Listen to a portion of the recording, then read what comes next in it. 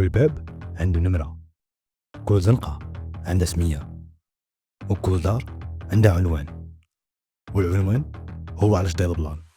ماشي غير العالم ديالنا اللي خدام بحال هكا، العالم الافتراضي خدام بحال العالم ديالنا. كل حاسوب مرتبط بالشبكة عنده عنوان إلكتروني، كل موقع عنده عنوان، عنده باب، والباب عنده ساروت. الطريق اللي كدي ليه فيها لافتات باش تعرف فين غادي، وقبل ما تحل شي باب تكون عارف اش كاين من موراه. واحد الجزء من هذا العالم ما خدامش بحال هكا، العناوين ما معروفينش والطرقان ما عندهمش سميات، البيبان اللي غادي نفتحو حتى واحد ما عارف شنو مخبي من موراها.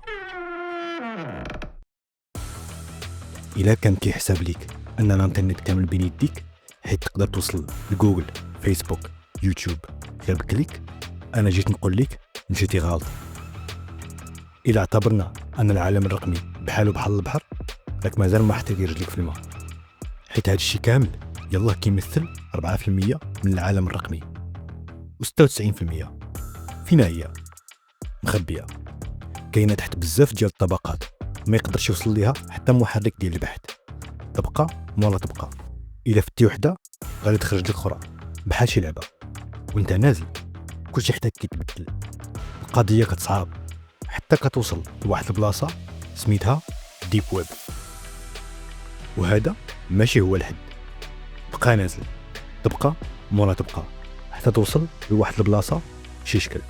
هاد الطبقه بلا قانون، بلا رقابه، بلا اخلاق وبلا رحمه، عالم اللي نقدروا نقولوا عليه هو عالم ديال الظلام.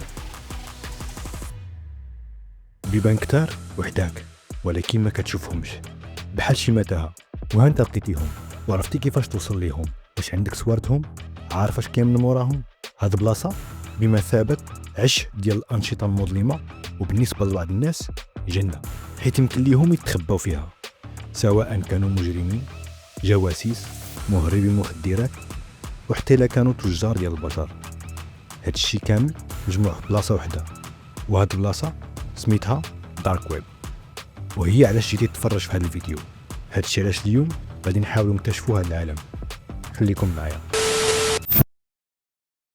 اول حاجه بغيت نقدم الشكر لكاع الناس اللي تفاعلوا مع الفيديوهات اللي فاتوا، سواء الناس اللي كتبوا تعليقات ولا شاركوا الفيديوهات مع ناس اخرين. شكرا اي واحد كيدعم القناه باي طريقه. ودابا نبداو. اول حاجه خصنا نفهموا ان الانترنت مقسم لثلاثه مستويات. المستوى الاول سميتو سيرفيس ويب او الانترنت السطحي.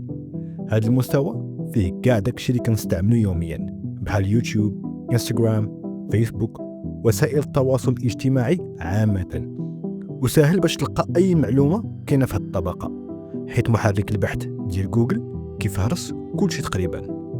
في كل ثانيه اكثر من 1000 صوره كتنشر في انستغرام بوحدو، واكثر من 50,000 فيديو كتم المشاهده ديالو في يوتيوب. وفي اكس اللي هو تويتر سابقا كيتم نشر اكثر من 5800 تغريده، واكثر من 150,000 بحث كيتم في جوجل. هنا كيبان باللي هاد الشيء كبير بزاف وغادي كيكبر، بزاف ديال المعلومات كتزاد كل ثانيه، واللي بغيناه كنلقاوه في هذا المستوى. اللي ما يمكنش لينا نلقاوه هنا هو الحساب البنكي ديال شي واحد مثلا، او الرسائل اللي في البريد الرقمي ديالهم. علاش؟ حيت هذه المعلومات محميه بكلمات مرور، باسورد. المستوى الثاني سميتو ديب ويب او الانترنت العميق. الانترنت العميق هو المحتوى اللي ما كيتفهرسش في محركات البحث بحال جوجل. اي حاجه ما لقيتيهاش في جوجل اعتبرها داخله في الانترنت العميق، بحال الرسائل الالكترونيه. ملي كتدخل البريد الرقمي ديالك تقنيا كتكون داخل الديب ويب. اي محتوى كيحتاج كلمه مرور باش توصل ليه تقنيا راه ديب ويب. وهذا الديب ويب او الانترنت العميق تيمثل تقريبا 96% من المحتوى اللي كاين في الانترنت. حتى الا بقيتي تدخل يوميا لمده 100 عام ما غاديش تقدر تشوف المحتوى اللي فيه كامل. المستوى الثالث اللي هو دارك ويب او الانترنت المظلم. من مورا الديب ويب كنوصل لواحد البلاصه أكثر عمق، بلاصة صغيرة بزاف فين كيكون كلشي مشفر بزاف، ما كيبقاش أثر ديال عنوان الآي بي ديالك، صعيب يتم تتبع ديال شي واحد هنا، والناس كيدخلوا باستخدام برامج خاصة باش يخفيو الهوية ديالهم. في هذه البلاصة كلشي ممكن. وصلنا للدارك ويب.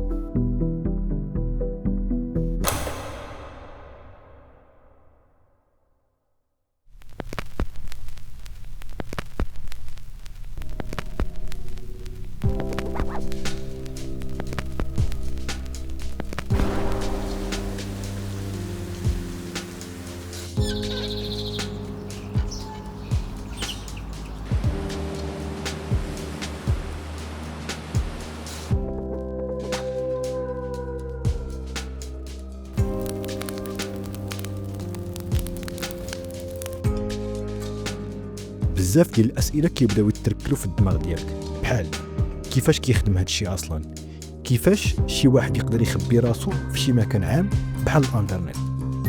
باش نفهمو مزيان خصنا نعرفوا ان اي حاجه كديرها اونلاين راه ممكن تباعها، بحال المواقع او التطبيقات. الا ما كانش في راسك راه كيتبعوا التحركات ديالك وكيجمعوا بيانات عليك، المكان ديالك، اش كيعجبك اش ما كيعجبكش، وهاد البيانات كيبيعوها الشركات اللي باغيين يبيعوا لك شي منتوج. وهذا الشيء راه ماشي شي حاجه جديده وماشي شي حاجه مخبيه وما جاش غير هكاك. الانترنت نهار دارت عمرها ما كانت مقاده باش تبقى فيها مجهول الهويه. الحكومه الامريكيه ردات البال لهذا الشيء اكثر من 30 عام هذه. في 1995 البحريه الامريكيه بدات كتقلب على شي وسيله باش تحمي الاتصالات ديال الجواسيس ديالهم في الانترنت. في ذاك الوقت يلا بدا الانترنت كيولي عام وكيدخلوا ليه الناس. ناضوا 3 ديال الباحثين في مختبر الابحاث ديال البحريه الامريكيه وفكروا باش يديروا شي طريق كتخبي الرسائل في عده طبقات وحده فوق الاخرى حتى ما يبقاش حتى شي واحد عارف منين جات الرساله ولا فين غاديه. وسموها الطريق The Onion Routing واللي معناه طريق البصله.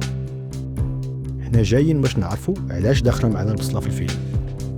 فهاد التقنيه الرساله كدوز من بزاف ديال النوتس او بزاف ديال العقد، وكل عقده كتحيد واحد الطبقه ديال التشفير، بحال الا كتقشر في شي بصله.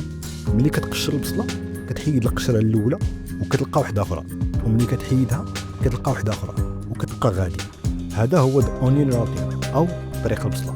مع الوقت عرفوا باللي راه ولا باين ان هذه الشبكه عامره غير بالعملاء والجواسيس.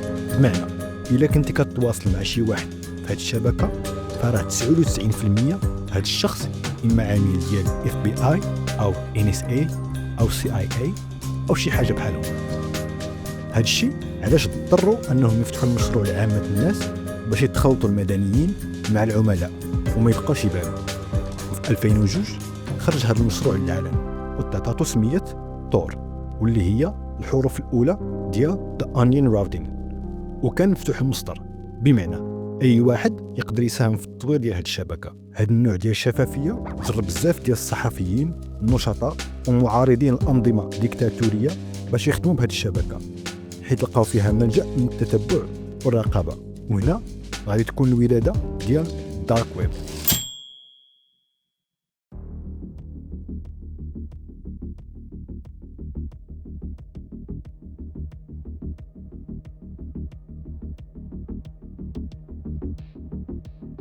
في 2004 خرج تور 0.2 وجاب معاه مفهوم ديال الخدمات الخفيه، واللي هي المواقع اللي كتسالي بدات اونيون.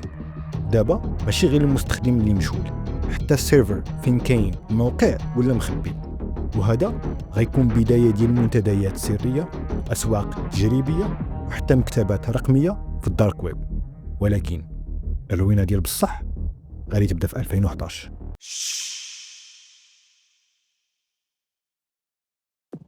في 2011 بان واحد الموقع سميتو سيلك رود، واللي هو بمثابة سوق سوداء.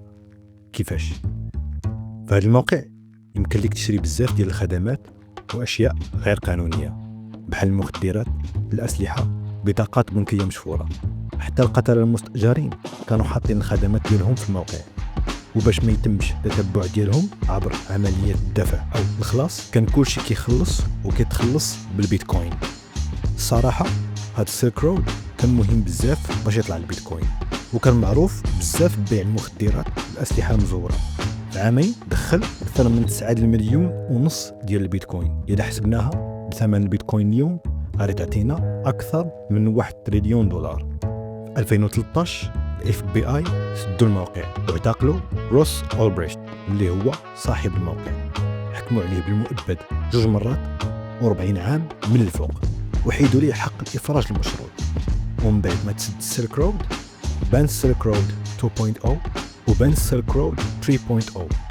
كل مرة كيبان شي موقع كيسدوه الاف بي اي وكيشدوا مولاه وكيعاود يخرج موقع آخر. أغلب اللي كيشدوهم أحكام ديالهم ما كتفوتش 10 سنين، إلا روس هو الوحيد اللي خدا المؤبد. وهذا الشيء ماشي عادي. السيلك رود فيه بزاف ما يتقال، هذا الشيء علاش غادي نخليوه حتى لشي فيديو آخر. بالنسبة لواحد من أسوأ الجوانب في الدارك ويب هو استغلال الأطفال. كانوا مواقع بحال لوليتا سيتي وبلاي بين اللي تسدوا حتى هما كان فيهم أكثر من 200 ألف مستخدم، وكانوا كيشاركوا واحد المحتوى اللي كان كيخلع بزاف وفيه نقاشات وطرق ديال اختطاف الأطفال. إلا وصلتوا هنا بغيت نقول لكم راه وصلتوا لنهاية الرحلة ديال اليوم. غادي تكونوا فهمتوا أن تور ماشي غير تقنية باش تخبيو الهوية ديالكم. تور أسطورة حية كترسم الحدود بين الخوف والحرية، بين الطمع السوق السوداء وحلم ديال العالم بدون رقابة. الحرب بين الضوء والظلام كاينه من ديما وغتبقى ديما، وتور دايره بحال شي مرايه كتورينا الوجه اللي بغينا نشوفوه. اللي كيقلب على الحريه غادي يلقاها، واللي كيقلب على شي حاجه اخرى غادي يلقاها. شكرا لكم بزاف على المتابعه. الى عجبكم الفيديو ما تنساوش ديروا لايك وتشاركوه مع اصحابكم وتابعوا القناه باش توصلكم كل الحلقات. في الحلقه الجايه نهضروا على قصه جديده، ولكن قبل هذا الشيء ما تنساوش تشوفوا الحلقه اللي فات واللي قبل منها. اكتبوا لي في التعليقات شنو الموضوع اللي كتمنوا نهضروا عليه المره الجايه. كان معكم مستر شيب. بيس اوت.